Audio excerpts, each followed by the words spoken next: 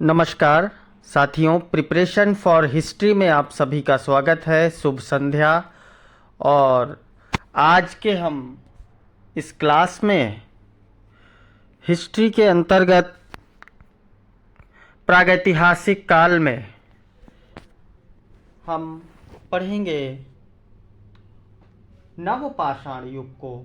एक ऐसा युग जो क्रांति का युग था, जिसमें अनेक मानव जीवन में परिवर्तन आए और मानव जीवन अब ग्रामीण बस्तियों में परिवर्तित होने लगा, गांवों का निर्माण होने लगा। नवपाषाण काल से हमें क्या क्या मिला और कब कहाँ मिला, और नवपाषाण काल इतना उपयोगी क्यों है, और नवपाषाण काल के साक्ष्य हमें कहाँ कहाँ से मिले, ये सब हम जानेंगे आज की क्लास में। इसके पहले हमने पाषाण काल की ही कई क्लासेस ली हैं, जिनमें पुरापाषाण काल, जिसके तीनों भाग निम्न पुरापाषाण काल, मध्य पुरापाषाण काल और उच्च पुरापाषाण काल पढ़ लिया है। उसके बाद हमने मध्य पाषाण काल भी पढ़ लिया है, और इन दोनों समय कालों का हमने समग्रता से अध्ययन किया है। आज हम नवपाषाण काल के अंतर्गत नवपाषाण काल के समस्त साक्ष्यों के विषय में जानेंगे। तो ज़्यादा विलंब न करते हुए आज की क्लास की हम शुरुआत करते हैं। नवपाषाण काल, जैसा कि मैंने कहा कि क्रांति का युग था। इस समय मानव जीवन में अनेकों उल्लेखनीय परिवर्तन आए। ऐसे परिवर्तन जिन परिवर्तनों की आवश्यकता थी, जिन परिवर्तनों की वजह से मानव अन्य प्राणियों से थोड़ा सा भिन्न हो पाया, वो परिवर्तन, सारे परिवर्तन जो हैं वो नवपाषाण काल में आए। इसी समय कृषि का आविष्कार हुआ, पहियों की खोज हो गई और आग का समुचित उपयोग होने लगा। तो नवपाषाण काल की क्लास की शुरुआत करते हैं। भारतीय उपमहाद्वीप में प्राचीनतम नवपाषाण कालिक बस्ती मेहरगढ़ है। मेहरगढ़ हम जानते हैं भारतीय उपमहाद्वीप में। सबसे पहले आप ये जान लीजिए कौन कौन क्या क्या उपमहाद्वीप में आता है। तो हमारे भारतीय उपमहाद्वीप में भारत, पाकिस्तान, बांग्लादेश और अफगानिस्तान, नेपाल, भूटान, ये हमारे भारतीय उपमहाद्वीप के क्षेत्र हैं। और इन्हीं क्षेत्र में एक मेहरगढ़ नामक बस्ती थी जो नवपाषाण कालिक बस्ती थी। ये उस समय के नवपाषाण काल के इसमें साक्ष्य मिले, और कहा जाता है कि यह पाकिस्तान के बलोचिस्तान प्रांत में मिली थी यह बस्ती। और आज भी वहाँ पर जो खुदाई की गई है, वहाँ पर के साक्ष्य आज भी मौजूद हैं। हम पता लगा सकते हैं, कार्बन डेटिंग पद्धति के हिसाब से हमने पता लगाया कि इस समय की जो ये बस्ती है, यहाँ पर कृषि के साक्ष्य, खेती के साक्ष्य 7000 ईसा पूर्व के मिले हैं, जो कि आज के लगभग 9000 साल पहले की बात है।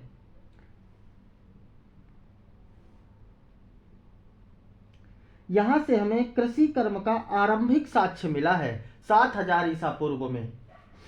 उसके बाद विंध्य क्षेत्र के नवपाषाणिक स्थलों की तिथि लगभग 5000 ईसा पूर्व से मानी जाती है। जो विंध्य क्षेत्र में, मध्य प्रदेश सतपुड़ा वाले क्षेत्र में जो नवपाषाण कालिक स्थल मिले, उनका जो क्षेत्र माना, उनका जो टाइम माना जाता है 5000 ईसा पूर्व का माना जाता है, यानी लगभग 7000 वर्ष से पहले।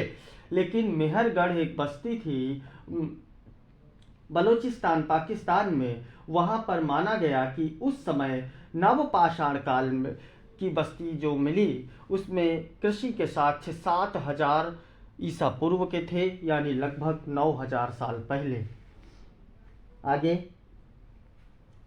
दक्षिण भारत की नवपाषाणिक बस्तियां लगभग 2500 ईसा पूर्व से अधिक पूर्व की नहीं है। जो दक्षिण भारत में हमें नवपाषाण कालिक बस्तियां मिली, वो 2500 ईसा पूर्व से ज्यादा पुरानी नहीं है, यानी लगभग 5000 साल पुरानी है।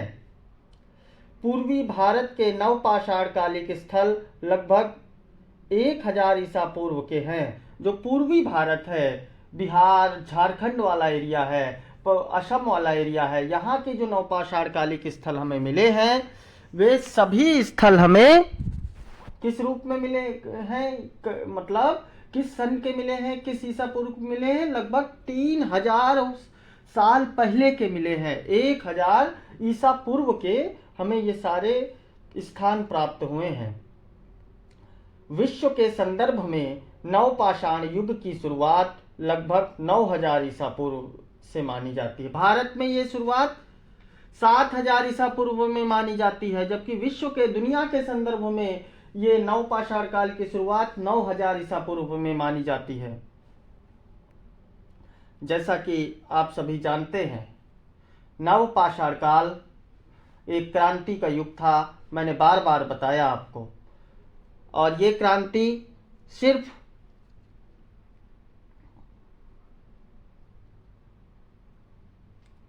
ये जो क्रांति थी ये सिर्फ मानव के जीवन में ही नहीं आई, मानव के रीति रिवाजों, मानव के क्रियाकलापों में आई। और मानव ने अपने क्रियाकलापों में उल्लेखनीय परिवर्तन किए। और क्या क्या और परिवर्तन हुए और कहां कहां से हमें साक्ष्य मिले, आगे की क्लास में जानते हैं।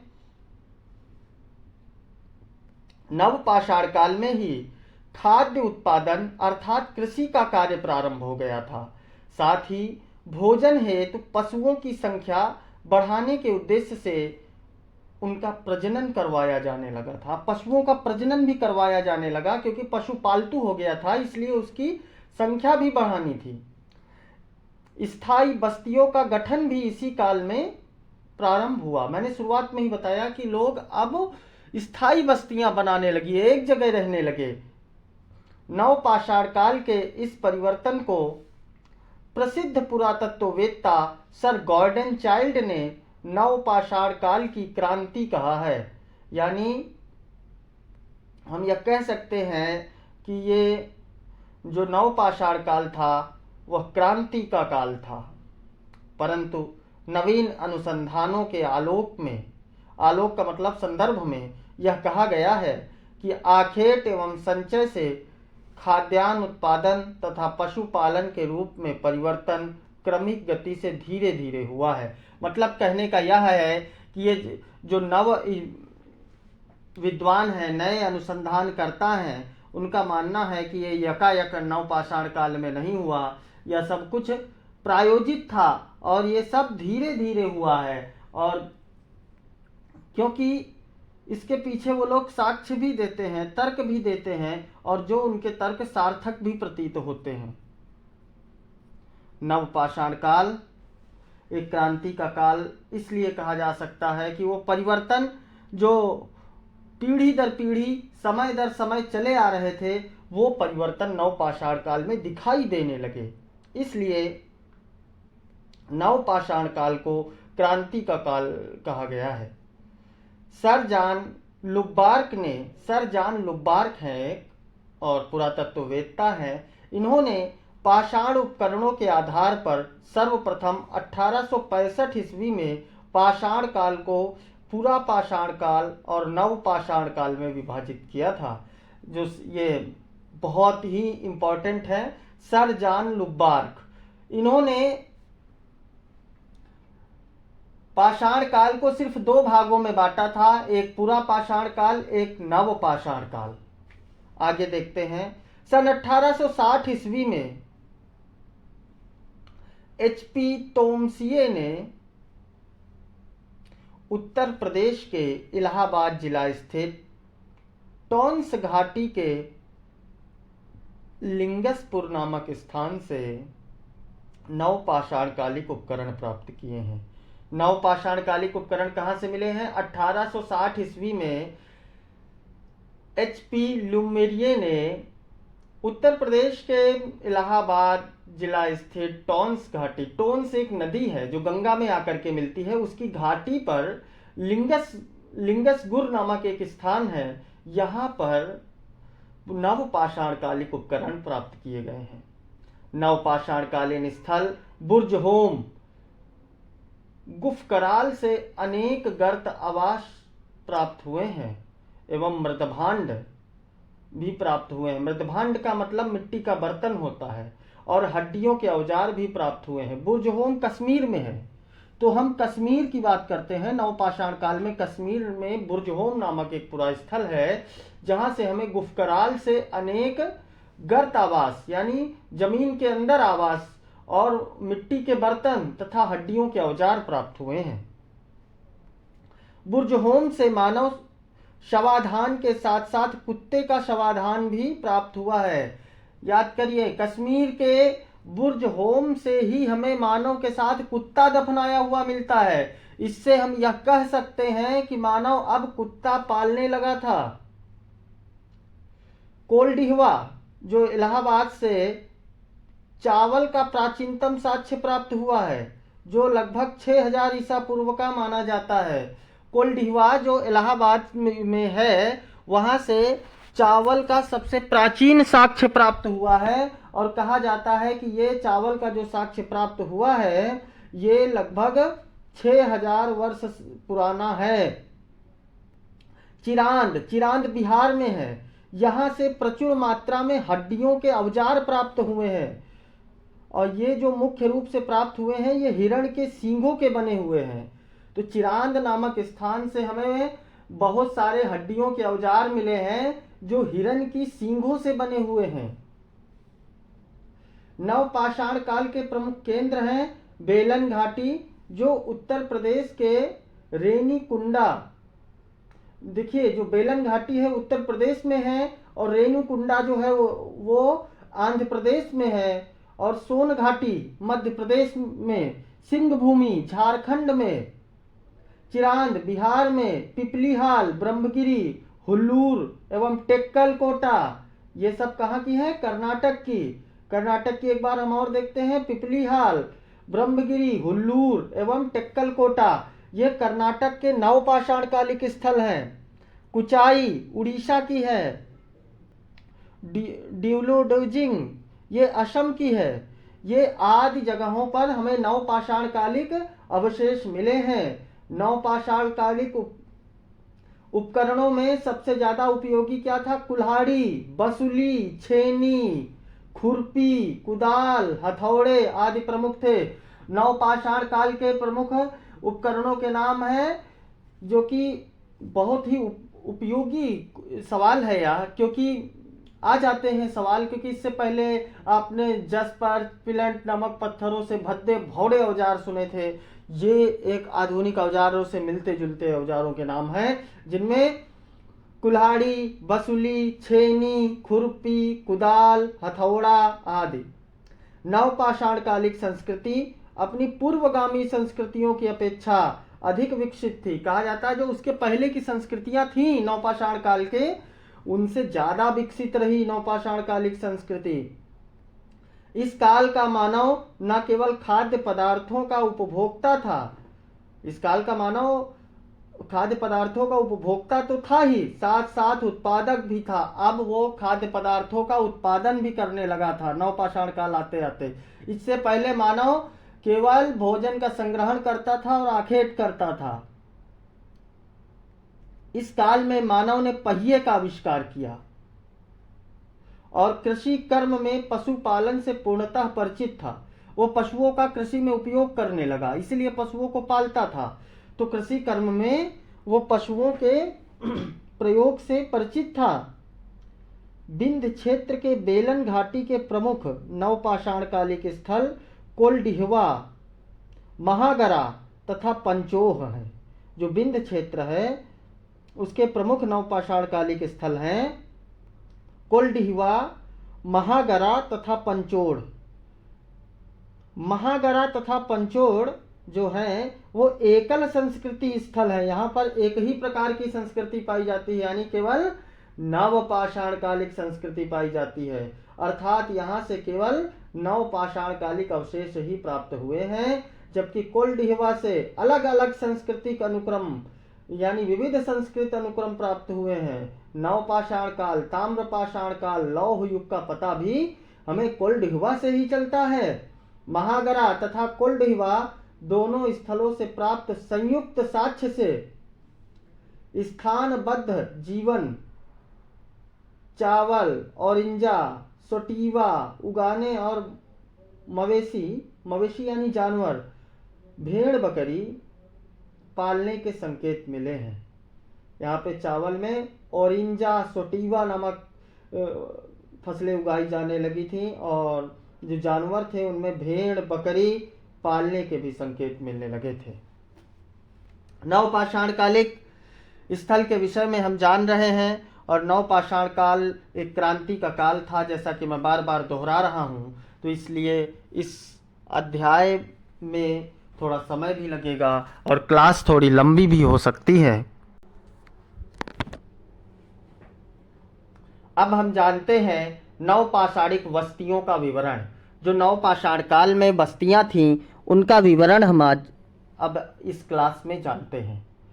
ये ऑडियो सीरीज आपके लिए अत्यंत उपयोगी हो सकती है जो लोग यूजीसी नेट की तैयारी कर रहे हैं और साथ ही साथ यूजीसी नेट की तैयारी करने के साथ साथ पीजीटी की तैयारी इतिहास विषय से कर रहे हैं। उन लोगों के लिए यह क्लास बहुत ही उपयोगी हो सकती है। तो नवपाषाण कालीन बस्तियां, ऐसी बस्तियां जहां पर ये साक्ष्य मिले हैं कि यहाँ पर नवपाषाण कालीन लोग रहते थे। इंसानी बसाहट। भारतीय उपमहाद्वीप में नवपाषाण कालीन बस्तियां 7000 ईसा पूर्व से लेकर 1000 ईसा पूर्व तक की मिलती हैं। लगभग 6000 वर्ष का यह इतिहास कहा गया है और कहा जाता है कि यहाँ पर लगभग 7000 ईसा पूर्व से लेकर 1000 ईसा पूर्व तक के साक्ष्य प्राप्त हुए हैं। ये बस्तियां पश्चिमोत्तर भारत में सबसे पुरानी और पूर्वी भारत एवं दक्षिणी भारत में सबसे नई है।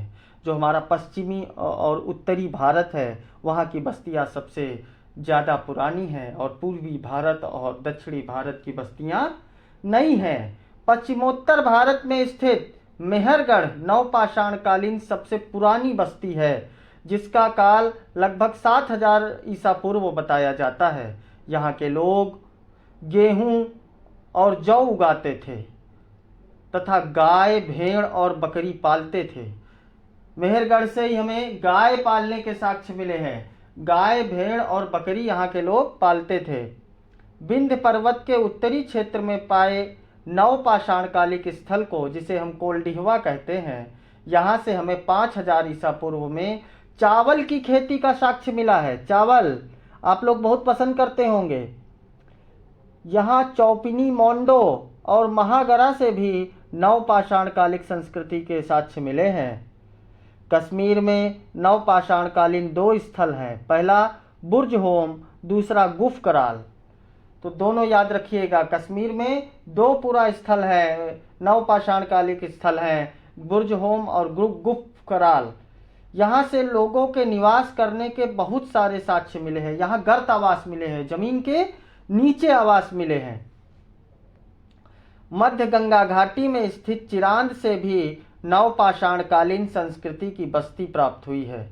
अन्य महत्वपूर्ण बस्तियां जिनमें चेंचर, सेनुआर और तारनदेव हैं।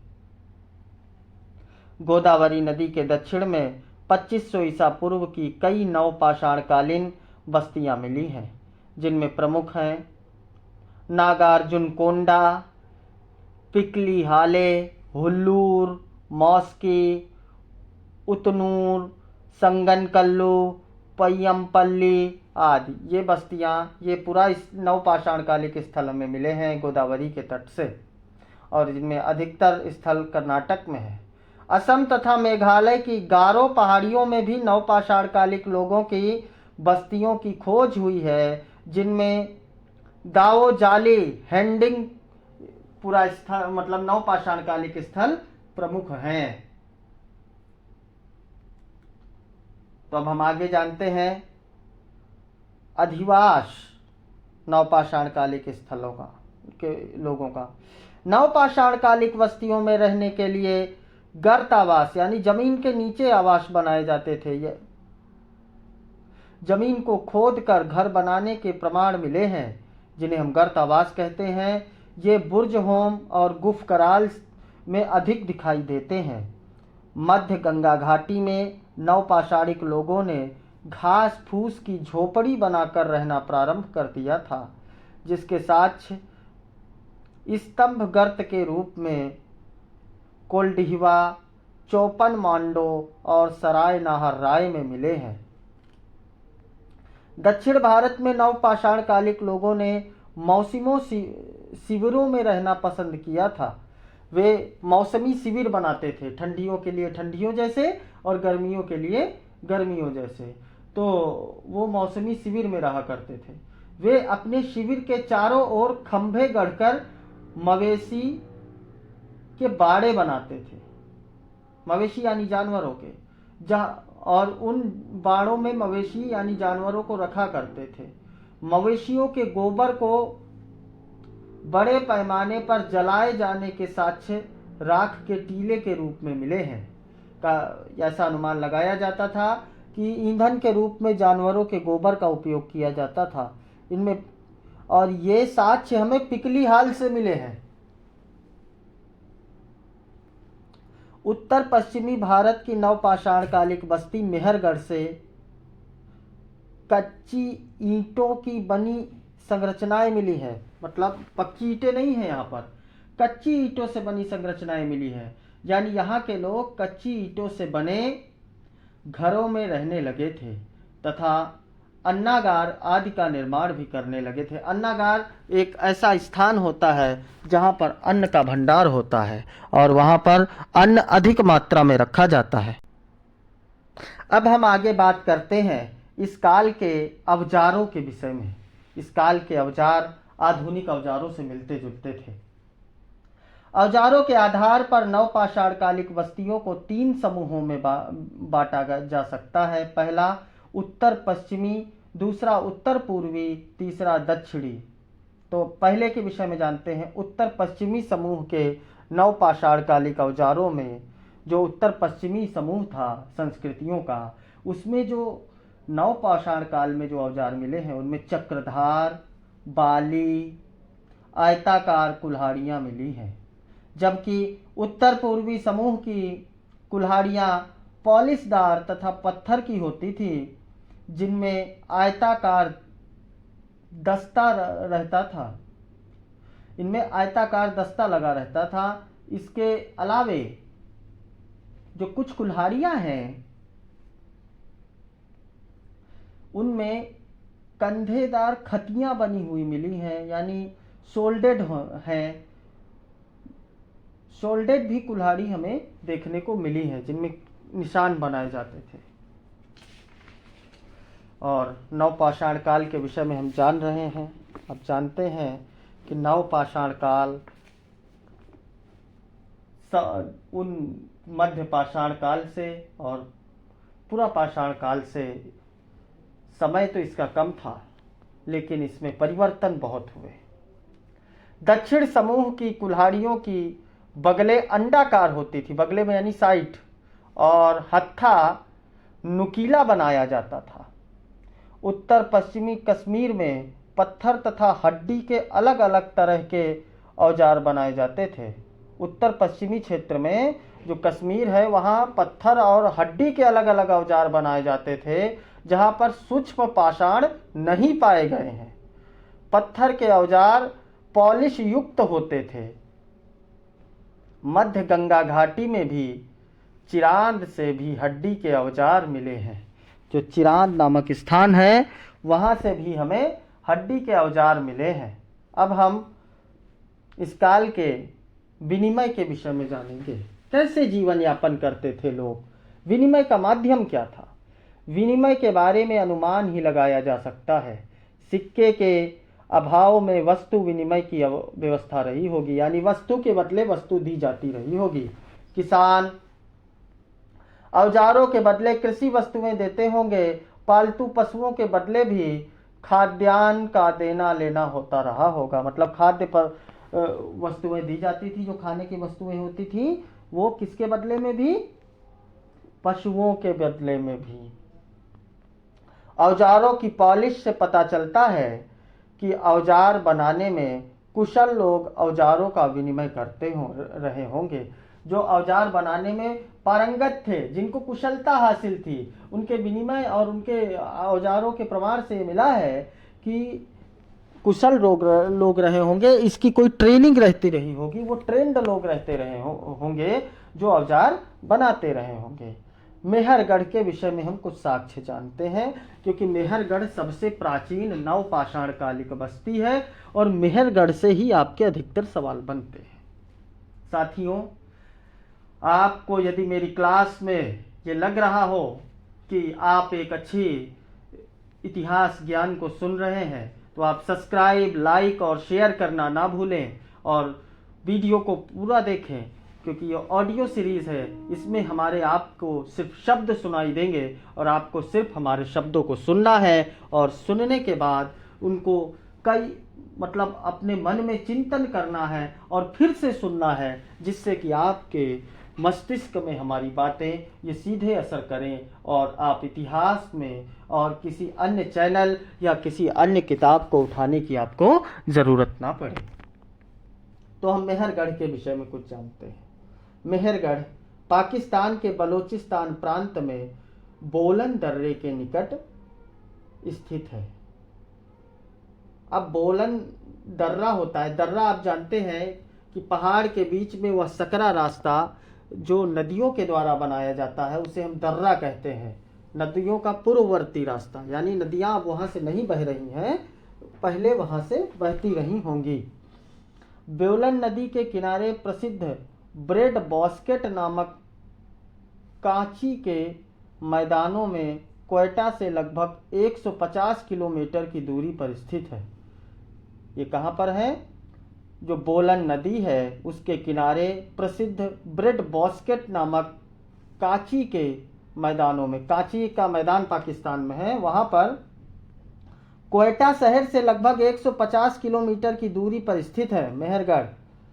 मेहरगढ़ में जो मेहरगढ़ है वहाँ पूर्व मृतभांड नवपाषाण काल से संबंध पाए। मेहरगढ़ में नवपाषाण काल से भी संबंधित मृतभांड यानी मिट्टी के बर्तन पाए जाते हैं और कहा जाता है कि यहाँ पर हड़प्पा काल तक बसाहट का लंबा इतिहास रहा है।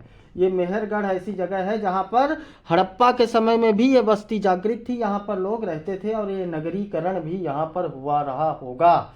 पुरातत्ववेत्ताओं ने इसमें 8 सांस्कृतिक स्तर दर्ज किए हैं। मेहरगढ़ एक ऐसा स्थान है जहाँ पर 8 प्रकार की संस्कृतियां पल्लवित और विकसित हुई।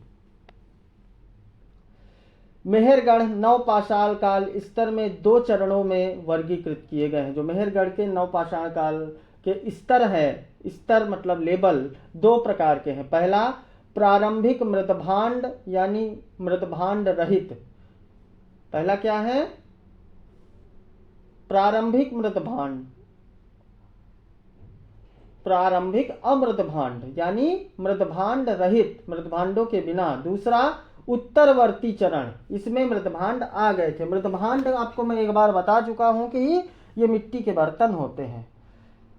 प्राचीनतम बस्ती लगभग 7000 वर्ष ईसा पूर्व की है। मेहरगढ़ की मिट्टी की ईंटों का प्रयोग बसाहट के प्रारंभ में 2 से 4 छोटे छोटे आयताकार कमरों के समूह को बनाने के लिए होता था। 2-4 कमरे का समूह बनाया जाता था, उसके लिए होता था। हड्डी और पत्थर के औजार बनाने के साक्ष्य के अलावा जो नई विशेषता यहाँ दिखाई दी है वह है लकड़ी के हत्थे। यहाँ पर अब लकड़ी के हत्थे बनने लगे थे, अथवा हड्डी पर राल से जमाए गए अनेक फलक भी मिले हैं जिनका इस्तेमाल पौधों की कटाई के लिए किया जाता था या हसिया के रूप में भी किया जाता था। हसिया आपने गांव में देखा होगा।